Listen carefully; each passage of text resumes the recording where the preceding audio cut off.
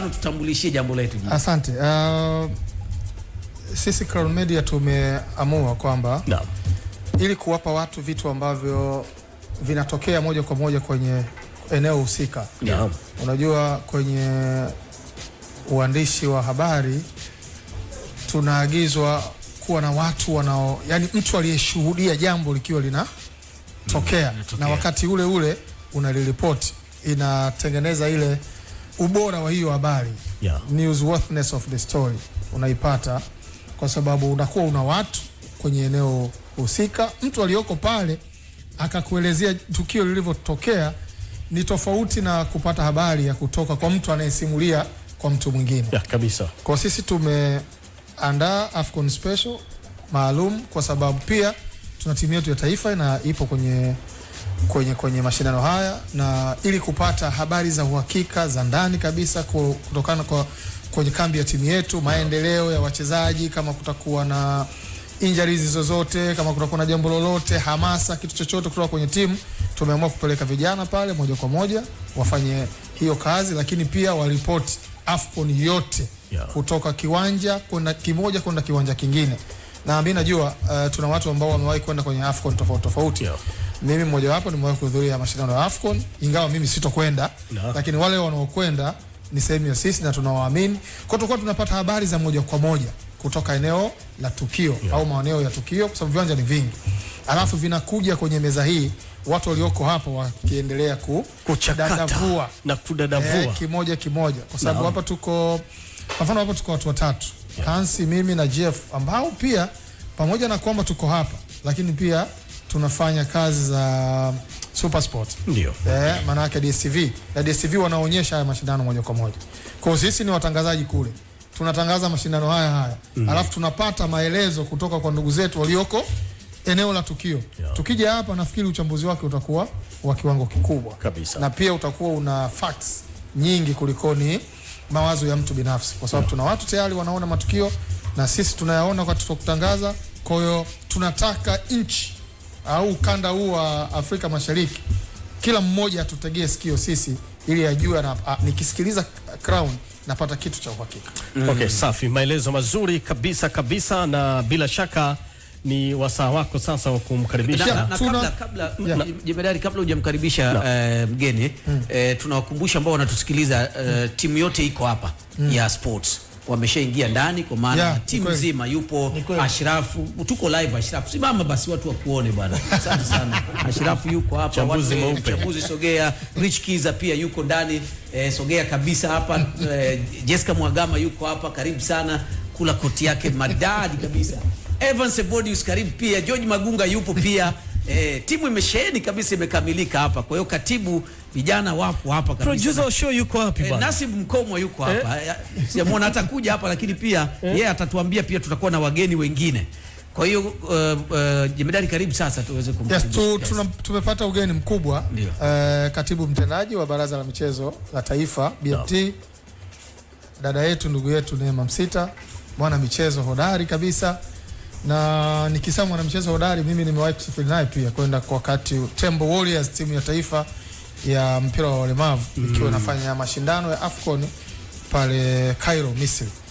Alikuwa ni miongoni mwa watu ambao tulisafiri naye. Nikizungumza nikitoa ushuhuda kwamba mwana michezo hodari, kuna kitu nimekiona, sisemi tu kwa sababu ya kumpamba kabisa au uchawa.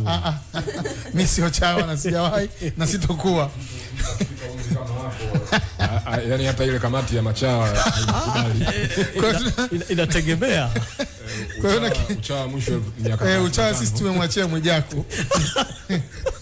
Kwa hiyo na Neema bwana, karibu. Mheshimiwa Katibu Mkuu, sisi hapa ndo Crown, najua umewahi kufika, lakini hii ndo timu ya sports kwa ujumla wake. Na sisi kwa nini tumekuita wewe? Sisi tunajua kwamba tumewahi kuona video clip yako ukizungumzia swala la AFCON, na pia tuliwaalika TFF kwa sababu na wenyewe wanahusika moja kwa moja, kwa sababu wao ndio wanaisimamia timu ambayo ndio nembo ya taifa, timu ya taifa ya Tanzania. Tumewapa pia mwaliko, na tunadhani Katibu Mkuu, nimezungumza naye mpaka asubuhi ya leo tu, ametoa excuse ambayo inaeleweka. Anaumwa mafua, amebanwa sana. Sasa pia unajua ukija hapa ukazungumza kwa sauti ambayo haiko sawa sawa, lakini tunadhani kama sio afisa habari anaweza kuja mtu mwingine yoyote, tuna aje tulizungumzie jambo. Sisi tumeamua kudedicate muda wetu kwa ajili ya AFCON, lakini more especially timu yetu ya taifa. Karibu sana. Nakushukuru sana Jemedari na timu nzima. Naona timu kweli imesheheni kama alivyosema Juma. Mpo vizuri, na kipekee ni wapongeze sana Crown kwa hili ambalo mmeamua kulifanya la AFCON special. Ndio. Kwa sababu tunategemea tutapata vitu special kabisa, na vile vitu special vitawafanya Watanzania kuendelea kuwa karibu zaidi na timu yao na kuyafuatilia mashindano kwa ujumla wake, ambao mwisho wa siku sisi ndo lengo letu kuhakikisha kwamba Watanzania wanakuwa sehemu ya michezo, Watanzania wanakuwa sehemu ya timu yetu ya taifa. Kwa hiyo washukuru sana kwa kunipa nafasi hii ya kuja hapa leo. Tunakushukuru sana na karibu. Nafurahi kwa sababu AFCON iliyopita tulikwenda wote, na jambo kubwa ni kwamba bado sisi hapa Tanzania tutakuwa wenyeji wa AFCON 2027.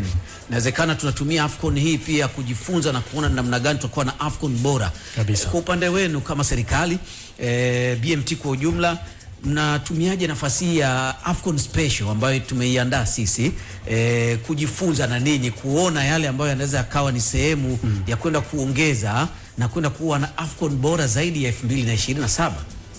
Nashukuru sana, na ndio maana nilianza kwa kuwapongeza sana nyie, kwa tunaamini kwamba jambo hili liende vizuri lazima lipate wadau tofauti. Kwa kuanzia tumeshaona Crown tayari mmechip in kwa kuwa na hiyo AFCON special. Lakini hata pia serikali ilishakuwa kuna namna imejiandaa kuhakikisha kwamba tunatumia, bado hatujakamilisha mipango lakini tuko pazuri kuhakikisha kwamba tunaitumia AFCON ya 25 ya Morocco kujifunza mambo makubwa ambayo yatatusaidia kwenye AFCON ijayo ya 27. Sasa tunakwenda kwa modality gani bado siwezi kudisclose sana hapa leo kwa sababu tuko kwenye final stages za kufinalize. Lakini kikubwa ni kile cha kwamba kwenye AFCON hii tuna mambo makubwa mawili. Hii ya Morocco, ya kwanza ni lile la kuidedicate timu yetu, kuhakikisha timu yetu inapata kila inachostahili kupata na kufanya vizuri kwa sababu ni timu ya Watanzania na tunashiriki yale mashindano. Lakini pia ili iweze kutoa mwanga wa 27 mambo yatakuwaje, kwa sababu timu ikifanya vizuri na kama mwenyeji mashindano yanakuwa na hamasa zaidi. Lakini jambo la pili ni la kwenda kujifunza ni namna gani tutaachieve kwenye kuandaa tournament kwa ujumla wake, kwa sababu sisi tutakuwa wenyeji. Tunafahamu tulifanya CHAN, tulifanya kwa mafanikio, kuna some areas tuliona tuna mapungufu kidogo, lakini tunaamini Morocco wana experience kubwa ya kufanya mashindano, wamesha host mashindano haya mara kadhaa. Lakini pia wako advanced kwa mambo kadhaa, wametuzidi. Sasa wanasema mwerevu anajifunza kutoka kwa mwenzake. Kwa hiyo sisi tunaona huu ni muda mzuri wa sisi kwenda kujifunza kule. Sasa nikisema sisi haimaanishi kwamba ni serikali. Inamaanisha ni mtu yoyote ambaye kwa namna moja au nyingine atakuwa sehemu ya AFCON 27. Kabisa. Na mimi kwa matarajio yangu ni kwamba nahisi na naamini kila Mtanzania ana namna yake ya kuwa sehemu ya AFCON 27. Kabisa. Kwa ndo maana natamani watu wote wajiengage, yani kila mtu awe sehemu ya hii AFCON ya Morocco. Either kwa kufuatilia kama hivyo kupitia vipindi vya Crown na nini, lakini kwa wale wanaoweza kwenda watajifunza kitu kikubwa zaidi, kwa maana ya kwamba nitaona kuna fursa gani naweza kuinyakua ya kibiashara, ya kiuchumi, ya kunetwork, tuilete 2027 nyumbani. 2027 tuanze maandalizi mapema. Sisi tunakwenda, kuna Watanzania wanakwenda. Ninyi kwa upande wenu tunaamini, na pengine unaweza kutusaidia kama kuna advanced team ambayo iko special kule, ambao pengine na sisi kupitia AFCON special tunaweza tukaenda kukutana nao, tukaendelea kuwafeed wa Tanzania vitu vingi, lakini na wao watakuwepo kule katika kuhakikisha kwamba kuna vitu vipya ambavyo watavikusanya kwa pamoja, kurudi navyo baada ya AFCON hii, maendeleo ya kuelekea AFCON 27 inaendelea. Ni kweli kwamba wapo watu kadhaa wachache ambao ndo nilisema mwanzoni kwamba tuko kwenye final stages za kufinalize. Sitataja idadi wala, lakini ipo timu ya watu hata kama ni wachache wale ambao specifically wamekuwa dedicated na serikali kwenda kwa ajili ya kulearn, na wengi wako sehemu ya kamati ya maandalizi. Lakini sasa hiyo high limit watu wengine pia. Ndio maana nikasema hivyo mipango mingi bado tunaendelea kufinalize, japo tumechelewa, lakini kwa sababu ya mambo mengi, mnajua serikali iko busy na mambo mengi hapo nyuma. Lakini tunaamini bado tuko katika nafasi ya kuhakikisha tunapeleka wadau wengi zaidi kwenda kujifunza, hata kama sio kwa kugharamiwa na serikali 100%, hata kuwa link na wadau ambao wanaweza kwa facilitate au watu wakajifacilitate wenyewe. Wapo Watanzania ambao wana maono ya mbele na wana uwezo wa kujifacilitate kwenda kule kujifunza, lakini kuhusu habari ya kufika kule na modality na kila kitu, wasiwe na hofu kabisa, watasaidika. Safi sana. Mimi Neema kwanza niwapongeze kwa sababu kwa record na kwa taarifa zilizopo sahihi kabisa ni kwamba mlivyoandaa CHAN ile chani iliyoandaliwa Tanzania, Kenya na Uganda ndio chani ya kwanza ambayo CAF wamepata walau faida. Siku zote chani zilikuwa zinaandaliwa kwa hasara. Sisi tumeona kwamba tumeingiza watu wachache, lakini kumbe ndio chani ya kwanza kwa mujibu wa CAF kuwa wamepata walau faida baada ya kuandaliwa. Maana yake ni kwamba tunaweza kwa kutumia ile chani kama modo, tunaweza tukafika 2027 tukafanya kitu bora zaidi ya kile, kama tumeweza kuandaa chani ambao walau CAF wamepata faida. Ongeleni kwa hilo, na nafikiri nimesikia kitu kizuri hapo cha kwamba wadau mnaweza mkawa link up. Na tayari mimi kuna mtu mmoja alinishangaza tangu mwaka jana sijui au mwaka juzi sijui mwishoni, kuna sehemu ukipita hapa karibu na Mlimani kama Mlimani hapa jamaa akashafungua mgahawa akaandika AFCON 2027. Unajua jamaa ameona mbali sana zaidi ya mwaka ujue. Yes. Ni kweli kabisa Jemedari, mimi kwanza niwashukuru na kushukuru kwa hiyo compliment. Chan tuliandaa vizuri sana, tuna CAF wametoa hiyo compliment pia. Faida wamepata kwa maana pia viewers na kadhalika. Faida sio lazima uione kwa mashabiki kuingia uwanjani. Eneo la mashabiki siku hizi alihesabiki sana. Wana eneo zaidi ya sponsorship na mengine ndo wanaangalia. Na ni imani yangu kwamba nao walisema kwamba ukiachana na ile iliyoandaliwa Algeria, na hii imekuwa miongoni mwa chani bora zaidi. Kwa sababu chani mara nyingi wanaoandaa huwa wanaichukulia poa kidogo kwa sababu inahusisha wachezaji wa ndani. Lakini kiukweli sisi kama East Africa pamoja tulijitahidi sana kufanya kwa standard ambayo, kwa sababu sisi tulikuwa tunataka kujipima kuelekea AFCON. Na sasa kama kwa wakati ule na ule muda tulipewa kwa short notice, unajua sana. Na kama mnapofahamu saizi, kwa mfano kwa upande wa Tanzania, Uganda wenyewe wameshaenda mbali, wamemaliza uwanja wao mpya waliokuwa wanajenga na waliokuwa na ukarabati wamemaliza. Sisi hapa uwanja wa Benjamin Mkapa almost umeisha. Uwanja wa Arusha uko asilimia karibu umeenda mbali. Yaani nadhani kama by mwakani mapema utakuwa umeisha. Na mara nyingi wanaangalia zaidi kwenye kitu cha kwanza ni hiyo miundombinu, kwa sababu ili ufanye vizuri kwenye michezo kitu kini viwanja viwe na standard. Lakini matarajio yetu ni kwamba sisi tumepanga viwanja vingapi ambavyo vinaweza kwenda kutumika chani ambavyo sasa hivi viko under construction. Under construction kwanza tuna Zanzibar, tuna hapa Benjamin Mkapa ambao ni ukarabati, tuna Arusha, lakini Dodoma tunaitazama pia. Mwisho wa siku ni vingapi vitatumika inakuwa determined pia na CAF kwa sababu watategemeana watoto. Lakini vile ambavyo sisi tunasema tayari vya kwetu tumevitengeneza. Yani sisi tutakuwa ready, tuko ready kwa Benjamin Mkapa, tuko ready kwa Zanzibar, tuko ready kwa Arusha na most likely kwa Dodoma pia tunaweza tuko ready kwa sababu tayari ujenzi uko 2 na point, na kama itakuwa kuna hiyo need serikali itafanya jambo kukimbiza kuhakikisha kwamba na wenyewe unakamilika. Tunatamani makao makuu pia wapate hata mechi 2-3 au moja kama inawezekana. Wakati wa chani waandalizi yake kulikuwa na, pamoja na kwamba tulikuwa na short notice, lakini kulikuwa na issue ya viwanja vya mazoezi. Issue ya viwanja vya mazoezi ilikuwa watu wanakwenda kasi sana. Anyway, Dar es Salaam tayari tuna Isamuyo, tuna Jimkana na tuna Law School ambavyo ndio vilipitishwa. Ni issue ya ukarabati, tuna standard tunaijua. Huko kwingine imeshaanza kutengenezwa pia kwa mazoezi. Kwa mfano kwa Dar es Salaam kuna vingine vitaongezeka. Tutakuwa na uwanja wa pale Leaders Club. Lakini pia uwanja wa Farasi utajengwa. Na hata pale Jimkana kuna Jimkana Annex unakwenda kujengwa kabisa, uwanja ambao sio kama hata ule ulivyo. Utakuwa mpaka na stages na kila kitu. Kwa hiyo Dar es Salaam bado construction itaendelea na tayari mzabuni kashapatikana, kazi inaanza muda si mrefu. Arusha tayari wameshaiamaki viwanja vya mazoezi vitakapojengwa na tayari michakato ya procurement imeshaanza kufanyika kupata mzabuni wa kwenda kujenga pale. Nauliza na kwa sababu unaona hapo mchakato wa procurement. Hayo sasa ameshaingia maneno ya kiserikali. Sasa maneno ya kiserikali haya, mchakato wa procurement, nini, feasibility studies, upembuzi yakinifu, ukishachukua huo muda na we are almost in 2026. Absolutely. Unaelewa? Kwa hiyo kwa namna yoyote ile tunaweza kwenda tuko nyuma ya muda kidogo. Kwa hiyo kama hatuko nyuma ya muda, tuko within time. Nafikiri muda ni sasa. Muda ni sasa, na ndio maana nikasema hivi kwa sababu pia pressure ni kubwa. Hata hizo michakato za kiserikali ni kweli huwa zina delays, zina bureaucracies, na kuna sababu yake kwa nini zinakuwa na bureaucracies, lakini kwa need na uharaka wa hilo jambo msiwe na hofu kabisa, kwa sababu dedication ya serikali ni kubwa sana. Kwa kuanzia wale watendaji wanaochakata hayo mambo wanaenda kwa speed, lakini tunaamini pia pesa itatoka kwa wakati kwa ajili ya kuhakikisha wanakamilisha. Itakwenda vizuri kabisa bila wasiwasi. Okay, hili swali zikana halikuhusu sana, lakini nataka nivae viatu kidogo vya wadau wa soka, hususan ni wa Tanzania sisi. Kuna wengine kama wameikatia tamaa hivi timu ya taifa ya Tanzania, Taifa Stars, pengine ninyi kama viongozi hili mmelitafakari na unafikiri ni kwa nini baadhi yetu sisi tumeikatia tamaa Taifa Stars? Watanzania wanaikatia tamaa Taifa Stars kwa sababu kwanza hawana mapenzi nayo makubwa sana. No. Mimi naomba kwanza waipende. Kwanza waipende.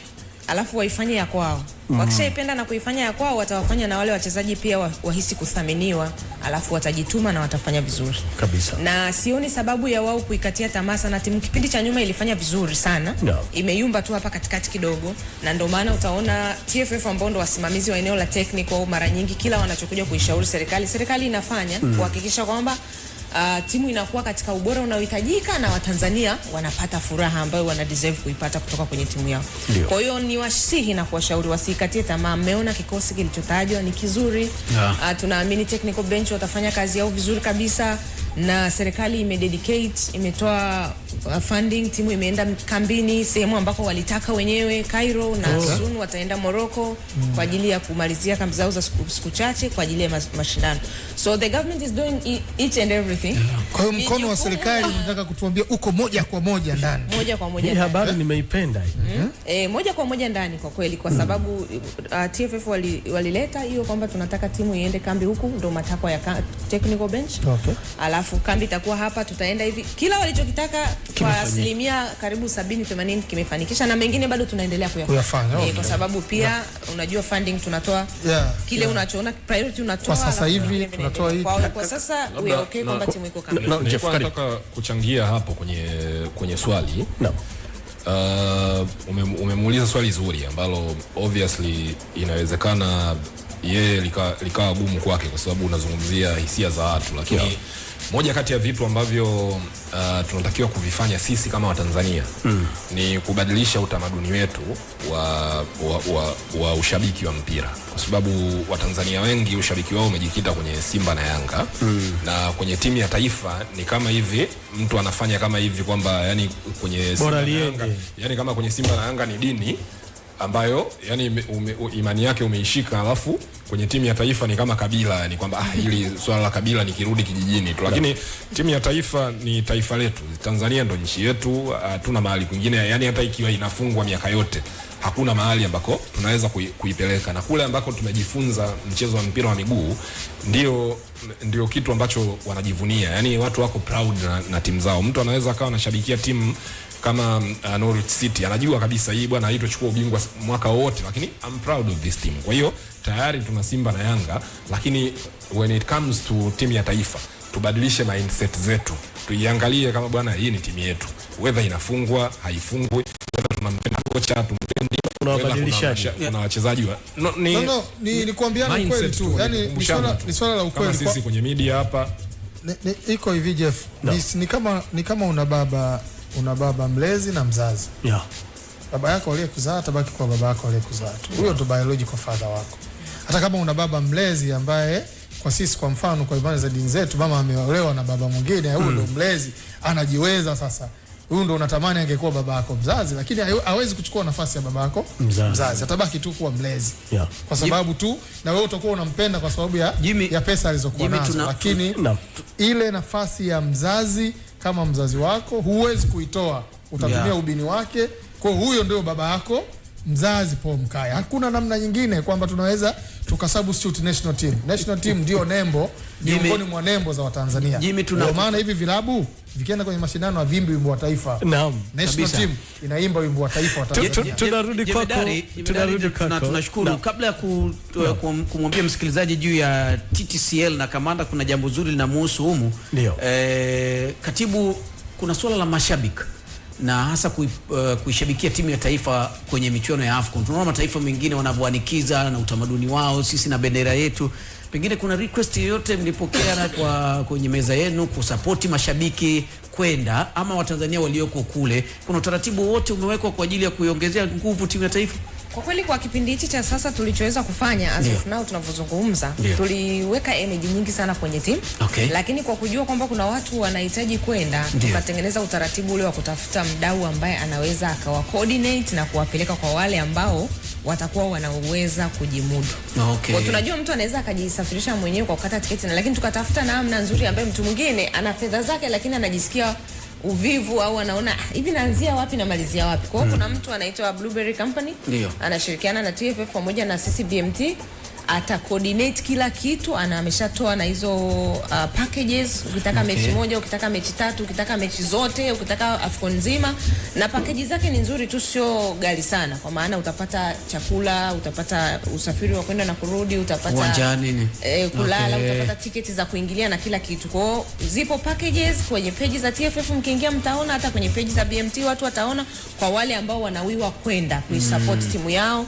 Na kama nilivyosema, sio kusupport timu tu, kwa wanaotaka kwenda kujifunza, kwenda kupata exposure, utaratibu upo mzuri sana umewekwa, lakini kwa sasa watajigaramia wenyewe mpaka hapo baadaye atakapojitokeza mdau. Bado tunapambana kutafuta kama kuna mdau atajitokeza kuiunga mkono serikali kufacilitate wale ambao kweli wanatamani kwenda lakini bado hawana uwezo wa kwenda.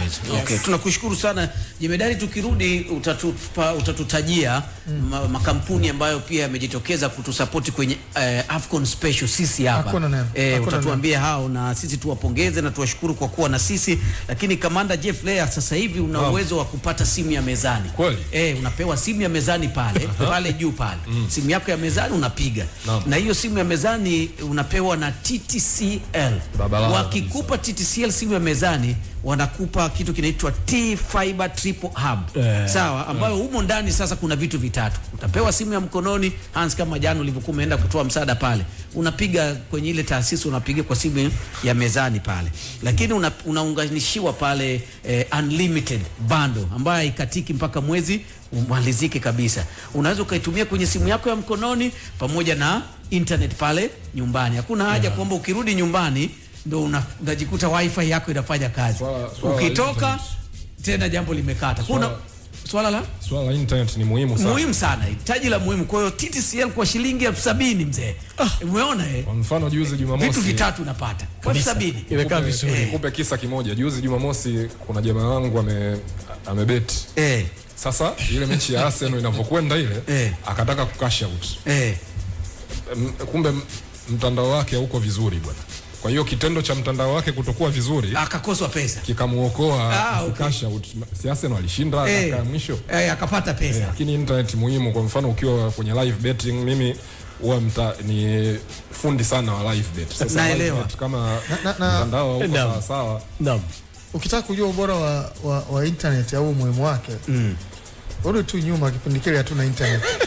Tamu. Ni kweli tulipata shida. Sasa huu mchongo wote ili uweze kuja kufungiwa na TTCL, wanakufungia nyumbani kabisa, inafanya kazi router hiyo. Wewe piga 0733 600 060. Narudia 0733 60 060. Piga, alafu watakuunganishia bure kabisa na utaweza kujibweda kabisa. Tumalize na katibu. Tumalize na katibu. Katibu aendelee na majukumu mengine kabisa. Alafu tuwakaribishe, tuna wageni wengine na wenzetu ambao wapo pia, na Jemedari tutangazie watu ambao tutakuwa nao hapa, na ikipendeza mtatangaza watakao kwenda pia kwenye AFCON kabisa.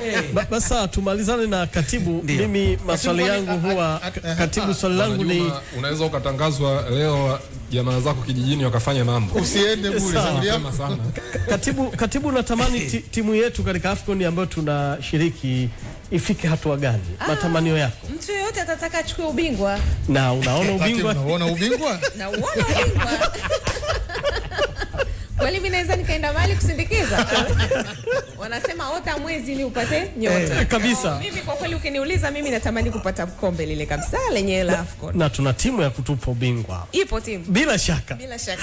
Naam, ongea na Watanzania tuhitimishe juu ya segment hii ya AFCON special pamoja na kuishabikia timu yetu ya taifa. Niwashukuru sana. Mimi wa Tanzania napenda kuwaambia tena kwa mara nyingine, nashukuru sana Jeff, ameongea vizuri Jemedari kuhusu kuipenda timu yetu. This is our baby. Huyu ni mtoto wetu, huyu ndo baba yetu mzazi. Hata kama tuna baba zetu wa kutulea kina Yanga na Simba na nani, tunajua kule tuna mchanganyiko, tuna watu kutoka nchi zingine, lakini national team ndo sisi hasa wazawa peke yetu tunakuwa pale kwa maana ya wachezaji.